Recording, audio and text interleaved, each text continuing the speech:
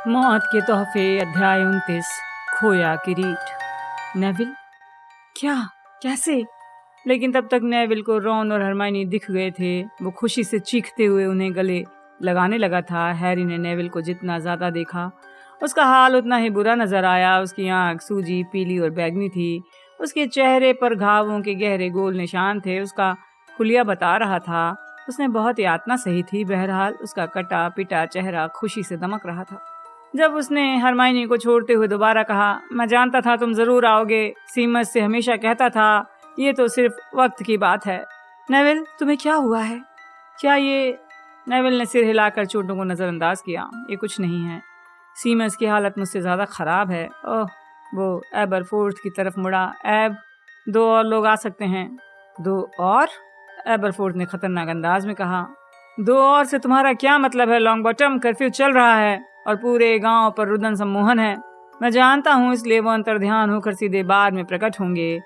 जब वो यहाँ आ जाएं तो उन्हें गलियारे में भेज देना, ठीक है? बहुत बहुत धन्यवाद। नेविल ने हरमाइनी की तरफ हाथ बढ़ाकर मेंटल पीस और फिर सुरंग में चढ़ने में मदद की। रॉन उसके पीछे चढ़ा। फिर नेविल, हैरी ने एबरफोर्थ को संबोधित किया। समझ में नहीं आता मैं आपका शुक्रिया कैसे अदा करूं। आपने 2 बार हमारी जान बचाई है। उनका ध्यान रखना, एबरफोर्थ ने रूखे स्वर में कहा। मैं 3री बार उन्हें नहीं बचा पाऊंगा। हैरी मेंटल पीस पर चढ़ा। एरियाना की तस्वीर के पीछे की सुरंग में पहुंच गया। दूसरी तरफ पत्थर की समतल सीढ़ियां थीं। ऐसा लग रहा था जैसे ये गलियारा यहाँ बरसों से था। दीवारों पर पीतल के लैंप लटक रहे थे। मिट्टी पर फर्श समतल था। चलते समय उनकी छायाएं पंखे की तरह दीवार पर लहराईं। जब वो आगे चलने लगे तो रॉन ने पूछा, ये रास्ता कब से है? ये हॉगवर्ट्स के नक्शे में तो नहीं है, है ना हैरी? मुझे लगा था स्कूल के अंदर बाहर सिर्फ 7 गलियारे जाते हैं। इस सत्र शुरू होने से पहले उन सबको बंद कर दिया गया है, नेविल ने कहा। अब उनमें से किसी के अंदर घुसने की संभावना नहीं है। अंदर जाने के रास्ते पर शाप लगा दिए गए हैं। बाहर निकलने के रास्ते पर प्राण भक्षी और दम पिशाच इंतजार कर रहे हैं। वो मुस्कुराते हुए पीछे हुआ, जैसे आंखों में उनकी छवि बसाना चाहता हूँ। ये सब छोड़ो, क्या तुम ग्रीनगॉट में घुसे थे? क्या तुम ड्रैगन पर बैठकर बचे थे? हर जगह ये बात फैली है। सभी लोग यही बता रहे हैं। डिनर पर बड़े हॉल में टेरी बूट इसके बारे में चिल्लाया था, जिसके लिए कैरो ने उसकी पिटाई की थी। हाँ, ये सच है, हैरी ने कहा। नेविल खुशी से हंसा। तुमने ड्रैगन का क्या किया? जंगल में खुला छोड़ दिया है। वैसे हरमाइनी उसे पालतू बनाना चाहती थी। बढ़ चढ़ कर मत बोलो रॉन। लेकिन तुम क्या कर रहे थे? लोग कह रहे थे तुम कहीं छिप गए हो हैरी, लेकिन मुझे ऐसा नहीं लगता। मुझे लगता है कि तुम कुछ न कुछ जरूर कर रहे होगे। तुम्हें सही लगता है, लेकिन हमें हॉगवर्ट्स के हाल चाल बताओ नेविल। हमने यहाँ की कोई खबर नहीं सुनी। देखो, ये हॉगवर्ट्स जैसा नहीं रहा। क्या तुम कैरो भाई बहन के बारे में जानते हो? वो प्राण भक्षी जो यहाँ पढ़ाते हैं, वो यहाँ पढ़ाने से ज्यादा करते हैं। वो अनुशासन के प्रभारी हैं। वो दोनों सजा देना पसंद करते हैं। अम्बरिज की तरह नहीं। अम्बरिज तो उनके सामने गाय लगती है। बाकी टीचर्स से कहा गया है कि अगर हम कोई गलती करें तो हमें कैरो भाई बहन के पास भेज दिया जाए। जहाँ तक संभव होता है टीचर्स ऐसा नहीं करते।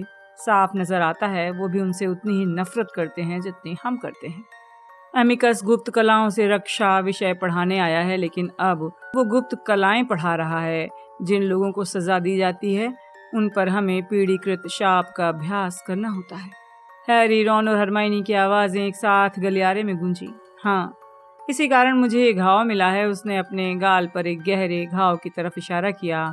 मैंने पीढ़ीकृत शाप देने से इनकार किया था। वैसे कुछ विद्यार्थी इसे पसंद करते हैं। क्रैब और गोयल इसके दीवाने हैं। मुझे लगता है वो पहली बार किसी चीज में माहिर हुए हैं। एमिकस की बहन एलेक्टो मगलू अध्ययन पढ़ाती है, जिसे पढ़ना सभी विद्यार्थियों के लिए अनिवार्य कर दिया गया है। हमें उसकी बातें सुननी पड़ती है कि मगलू लोग जानवरों जितने मूर्ख और गंदे होते हैं। वो बताती है कि मगलुओं ने किस तरह जादूगरों के साथ दुष्टता करके उन्हें छिपने पर मजबूर किया था। मुझे ये चोट मिली जब मैंने उससे पूछा कि उसमें और उसके भाई में कितना मगलू खून है। ओह नेविल, मुंह खोलने का भी कोई वक्त और जगह होती है, रॉन ने कहा। तुमने उसकी बातें नहीं सुनी रॉन। तुम भी इसे बर्दाश्त नहीं करते। मुद्दे की बात यह है कि जब कोई ऐसे लोगों के खिलाफ खड़ा होता है तो इससे हर एक की हिम्मत बढ़ती है। हैरी, जब तुम ऐसा करते थे तो मैंने इस बात पर गौर किया था, लेकिन वो तुम पर अपने चाकू की धार तेज कर रहे हैं, रॉन ने कराहते हुए कहा। जब वो लैंप के पास से गुजरे तो नेविल के घाव साफ दिखने लगे।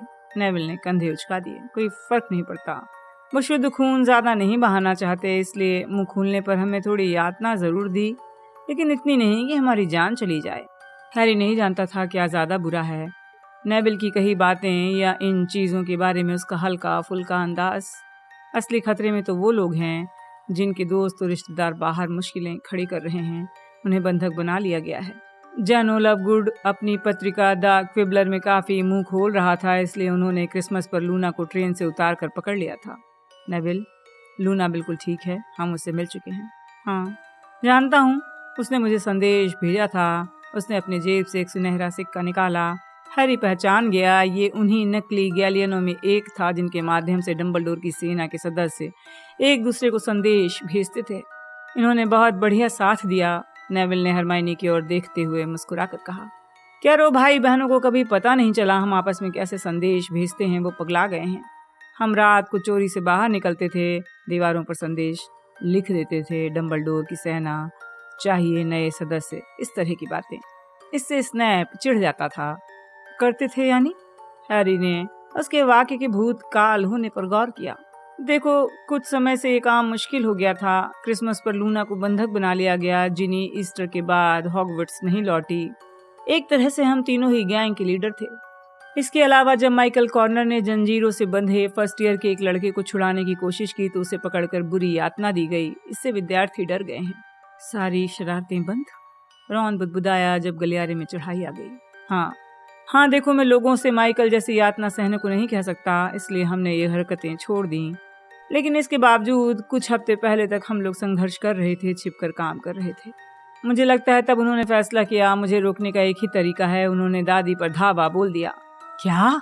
हैरी, रॉन और हरमाइनी ने एक साथ कहा। हाँ देखो, उनके सोचने का तरीका स्पष्ट था और काफी अच्छी तरह काम कर चुका था। देखो, वो बच्चे का अपहरण इसलिए करते हैं ताकि उनके रिश्तेदार सही रास्ते पर चलें। ये तो सिर्फ वक्त की बात है कि वो इसके विपरीत तरीके का इस्तेमाल करें। वैसे सच तो ये था कि उन्होंने दादी के मामले को कुछ ज्यादा आसान समझा था। बूढ़ी जादूगरनी जो अकेली रहती है, उन्होंने सोचा होगा किसी दमदार जादूगर को भेजने की जरूरत नहीं है। खैर, डॉली शब भी सेंट मंगोज अस्पताल में है और दादी भाग कर छुप गई हैं। उन्होंने मुझे चिट्ठी भेजी है। उसने अपने दुशाले के सीने की जेब पर हाथ मारा, जिसमें उन्होंने लिखा कि उन्हें मुझ पर गर्व है। मैं अपने माता पिता की सच्ची संतान हूँ। मैं आगे इसी तरह काम करता रहूँ। बात सिर्फ ये है कि जब प्राण भक्षियों को यह एहसास हो गया कि उनकी मेरे ऊपर पकड़ नहीं है, तो उन्होंने फैसला किया कि हॉगवर्ट्स में अब मुझे सहन नहीं किया जा सकता। मैं नहीं जानता कि वो मुझे मारने की योजना बना रहे थे या अज़्काबान भेजने की, लेकिन जो भी होता मेरे लिए अच्छा नहीं होता। मैंने फौरन गायब होने का फैसला किया। लेकिन रॉन ने पूरी तरह दुविधा में नजर आते हुए कहा, क्या हम हॉगवर्ट्स नहीं जा रहे हैं? नेविल ने कहा, देखते जाओ, हम यहाँ हैं। एक मोड़ मुड़ते ही गलियारा खत्म हो गया। एक छोटी सीढ़ी उस दरवाजे की ओर ले जाती थी जो एरियाना की तस्वीर के पीछे दरवाजे जैसा था। नेविल ने इसे धक्काकर खोल दिया, अंदर चला गया। अंदर घुसते समय हैरी ने सुना कि नेविल कुछ लोगों से कह रहा था, देखो तो सही कौन आया है, मैंने तुमसे नहीं कहा था। जब हैरी गलियारे के पार वाले कमरे में पहुंचा तो जबरदस्त चीख पुकार सुनाई दी। हैरी, ये तो पॉटर है, ये तो पॉटर है! Ron, Hermione! उसे रंगीन पर्दों, लैंपों और कई चेहरों का हल्का एहसास हुआ। सबने उनकी पीठ ठोकी, गले लगाया, उनके बाल बिखेरे और हाथ मिलाया। ऐसा लग रहा था जैसे उन्होंने अभी अभी क्विडिच कप का फाइनल जीता हो। नेविल बोला, ठीक है, शांत हो जाओ। भीड़ के पीछे हटने पर हैरी ने आसपास का माहौल अच्छी तरह देखा। वो उस कमरे को बिल्कुल नहीं पहचान पाया। ये बहुत बड़ा था और किसी बड़े ट्री हाउस या शायद किसी विशाल जहाज के कैबिन जैसा लग रहा था। गहरे रंग की लकड़ी के पैनल थे, बिना खिड़कियों के दीवारें थीं और चमकती दीवार दरी थी। वहां पर हैरी ने गरुड़ द्वार का सुनहरा शेर देखा जो लाल रंग से चमक रहा था। पास ही पीले पर्दे पर मेहनतकश का काला बिज्जू दिख रहा था। नीले पर्दे पर चील घात की कांसे के रंग की चील थी। सिर्फ नाग शक्ति के हरे सफेद रंग नजर नहीं आए।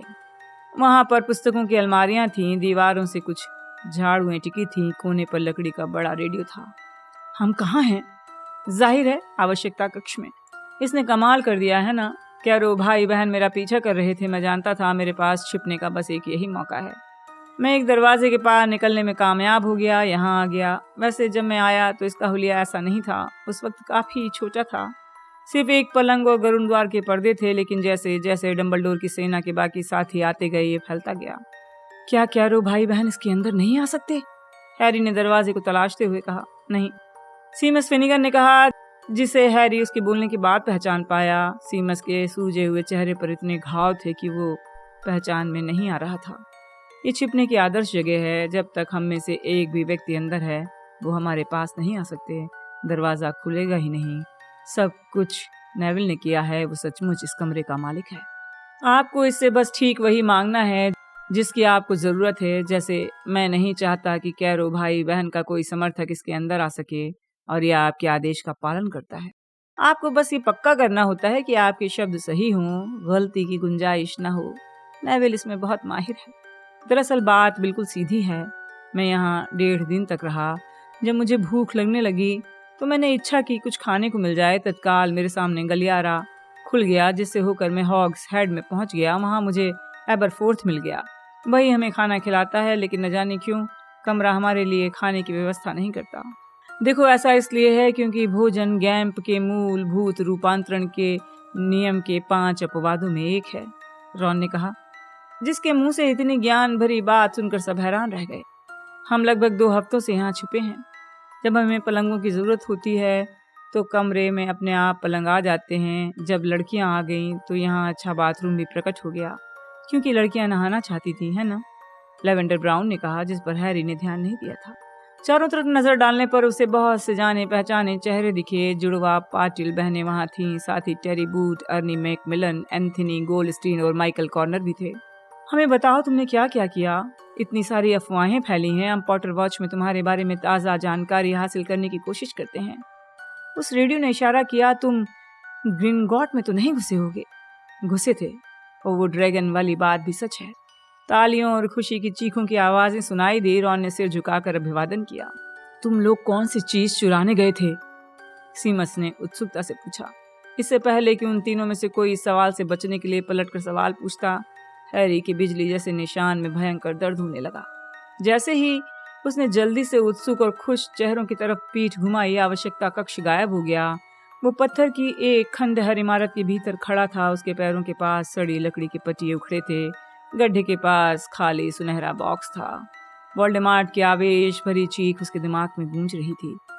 बेहद कोशिश करके वो वोल्डेमॉर्ट के दिमाग से बाहर निकला। लहराता हुआ आवश्यकता कक्ष में लौटा। उसके चेहरे पर पसीना बह रहा था और रॉन उसे पकड़े था।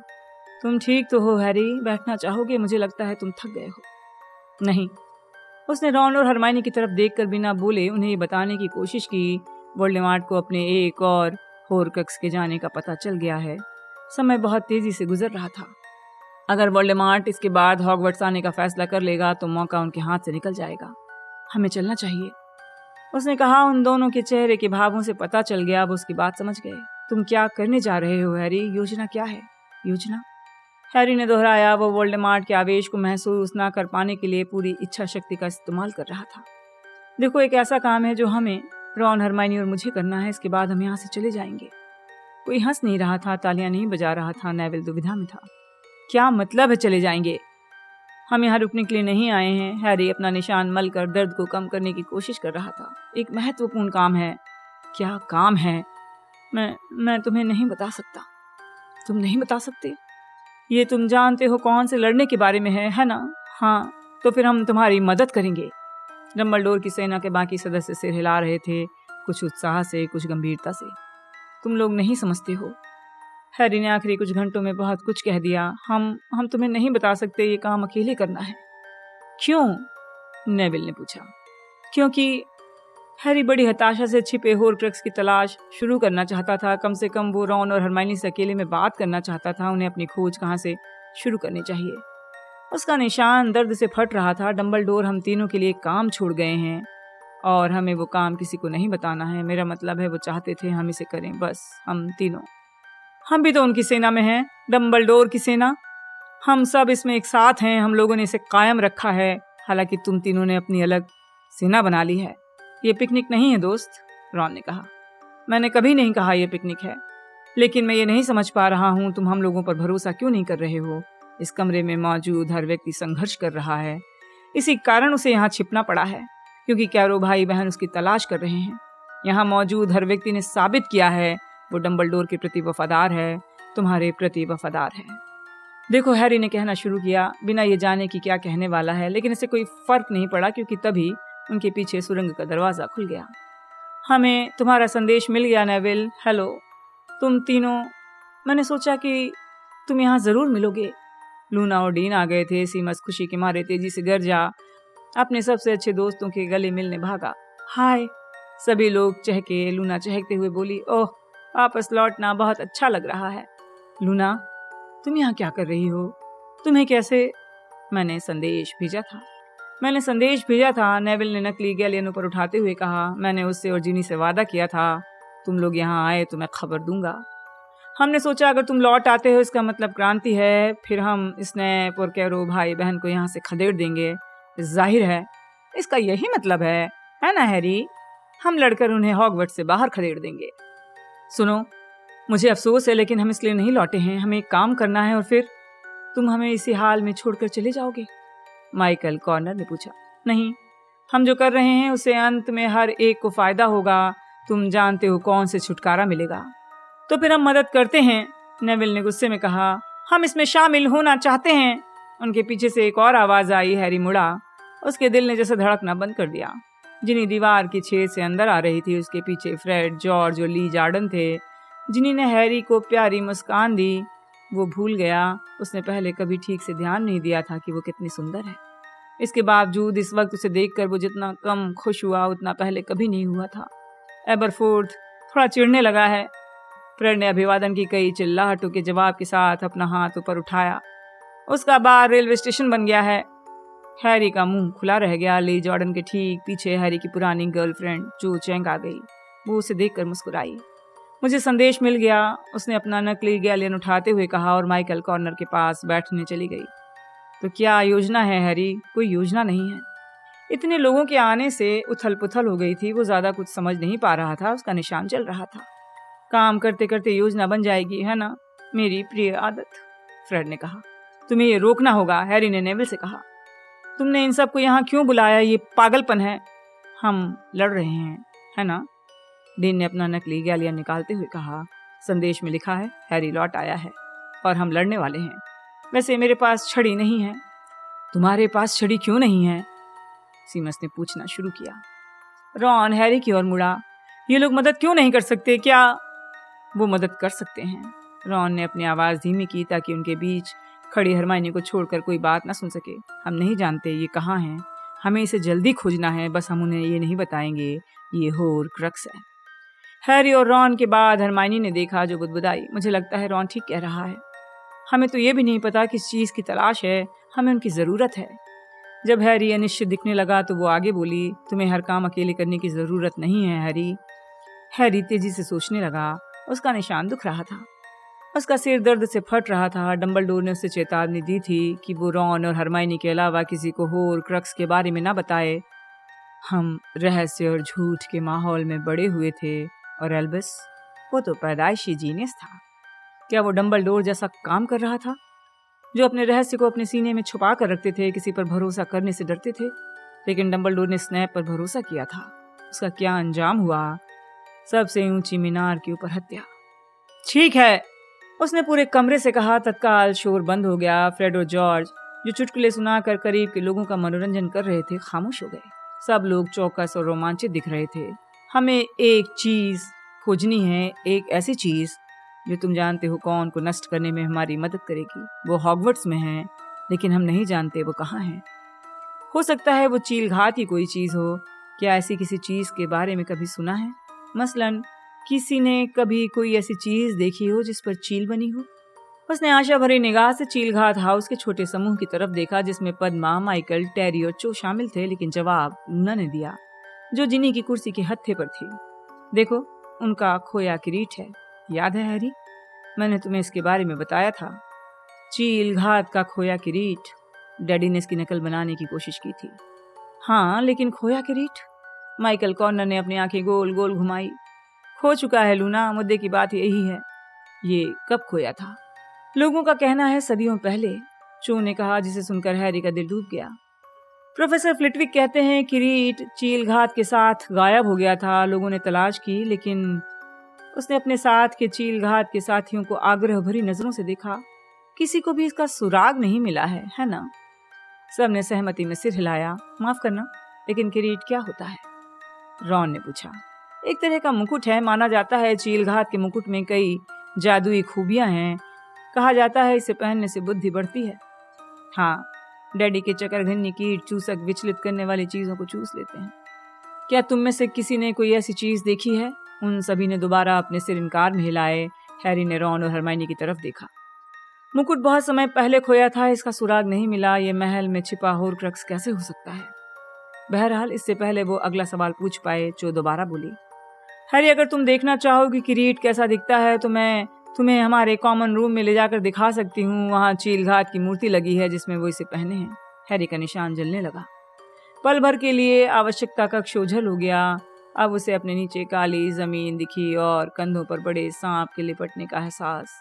वोल्डेमॉर्ट दोबारा उड़ रहा था। हैरी को पता नहीं था कि वो भूमिगत झील की तरफ जा रहा था या महल की तरफ आ रहा था। दोनों में से चाहे जो हो, समय कम बचा था। वो चल दिया। उसने धीरे से रॉन और हरमाइनी से कहा, सुनो, मैं जानता हूँ इससे ज्यादा फायदा नहीं होगा, लेकिन मैं मूर्ति देख आता हूँ। कम से कम ये तो पता चले किरीट दिखता कैसा है। मेरा यहीं इंतजार करना, एक दूसरे की सुरक्षा करना। जो उठकर खड़ी हो गई, लेकिन तभी जिनी थोड़े तैश में बोली, नहीं, हैरी को लूना ले जाएगी, है ना लूना? ओह, अगर तुम चाहती हो तो मैं चली जाती हूँ, लूना ने चहकते हुए कहा। जो निराश होकर बैठ गई। बाहर कैसे निकलते हैं? हैरी ने नेविल से पूछा। यहाँ से। वो हैरी और लूना को एक कोने में ले गया, जहाँ एक छोटी अलमारी सीढ़ियों पर खुलती थी। ये हर दिन बदल जाती थी ताकि वो इसे खोज न पाए। उसने कहा, इकलौती दिक्कत यह है कि बाहर निकलने पर हमें ये कभी पता नहीं होता कि हम अंत में कहाँ पहुँचेंगे। सावधान रहना हैरी, रात को गलियारों में पहरेदारी होती है। कोई दिक्कत नहीं, थोड़ी देर में मिलते हैं। वो लूना जल्दी से सीढ़ियों की तरफ गए, जो बहुत सारी थीं। रास्ते में मशालें जली थीं। नीचे झुक जाओ, हैरी ने लूना से कहा। अपना दृश्य चोगा निकाल कर दोनों पर डाल दिया। फिर दोनों ने दीवार को हल्के से धक्का दिया। ये उनके छूते ही पिघल गई। वो बाहर पहुंच गए। हैरी ने मुड़कर देखा, दीवार दोबारा बंद हो गई। हैरी ने लूना को अंधेरे में खींचा। अपनी गर्दन के पाउच में से हॉगवर्ट्स का नक्शा निकाला। नाक के करीब लाकर आखिरकार अपने और लूना के बिंदुओं को खोज लिया। हम 5वीं मंजिल पर हैं। वो धीरे धीरे चलने लगे।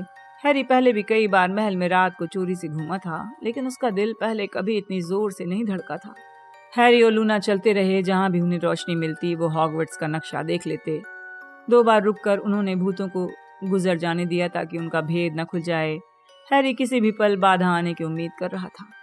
इस रास्ते हैरी, लूना धीरे से बोली। उसकी आस्तीन पकड़कर उसे घुमावदार सीढ़ियों की तरफ खींच कर ले गई। सक्रिय घुमावदार सीढ़ियों में गोल गोल घूमते हुए वो नीचे उतरे। हैरी यहाँ पहले कभी नहीं आया था।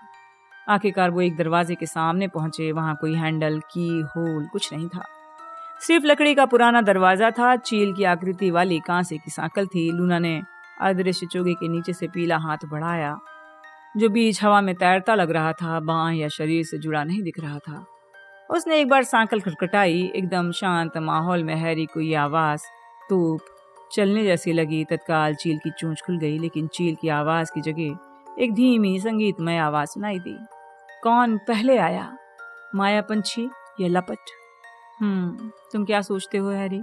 क्या कोई पासवर्ड नहीं है? ओह नहीं, आपको सवाल का जवाब देना पड़ेगा, लूना बोली। अगर जवाब गलत हुआ तो क्या होगा? तो किसी और का इंतजार करना पड़ेगा जो सही जवाब दे सके। इंसान इसी तरह कुछ सीखता है ना? हाँ, दिक्कत यह है कि हमारे पास इंतजार का वक्त नहीं है लूना। मैं तुम्हारा मतलब समझती हूँ। अच्छा, तो मेरे हिसाब से जवाब है कि वृत्त या गोले की कोई शुरुआत नहीं होती। अच्छा तर्क दिया, आवाज बोली। दरवाजा खुल गया। चील घात का वीरान कॉमन रूम चौड़ा और गोलाकार था। हॉगवर्ट्स में हैरी ने जितने भी कॉमन रूम देखे थे उसमें सबसे ज्यादा हवादार था। दीवारों में सुंदर खिड़कियां थीं जिन पर नीले और कांसे के रंग के रेशमी पर्दे थे। दरवाजे के सामने एक कोने में सफेद संगमरमर की एक ऊंची मूर्ति खड़ी थी। लूना के मकान में देखी अर्ध प्रतिमा के कारण हैरी चंद्रिका चील घात को फौरन पहचान गया। मूर्ति एक दरवाजे के पास खड़ी थी जो शायद ऊपर के कमरों की तरफ जाता होगा। वो सीधे संगमरमर की मूर्ति के पास पहुंचा। चील घात के चेहरे पर अजीब सी मुस्कान थी। चेहरा सुंदर लेकिन रौबदार था। उनके सिर के ऊपर संगमरमर का एक नाजुक सा दिखने वाला गोला था। ये उस टियारा से बहुत मिलता जुलता था जो फ्लर ने अपनी शादी में पहना था। इस पर छोटे शब्द उकेरे गए थे। हैरी चौकी से बाहर निकला, पढ़ने के लिए चील घात की मूर्ति के चबूतरे पर चढ़ गया। बुद्धि इंसान की सबसे बड़ी संपत्ति है, जिससे ये साबित होता है कि तुम मूर्ख हो। एक किलकारी भरी आवाज आई। हैरी घूमा, चबूतरे से फिसलकर फर्श पर गिर गया। इलेक्ट्रो कैरो के झुके कंधों वाली आकृति उसके सामने खड़ी थी और हैरी की छड़ी उठाने से पहले इलेक्ट्रो ने अपनी बाह पर बनी खोपड़ी और सांप के निशान पर अपनी गांठदार उंगली दबा दी।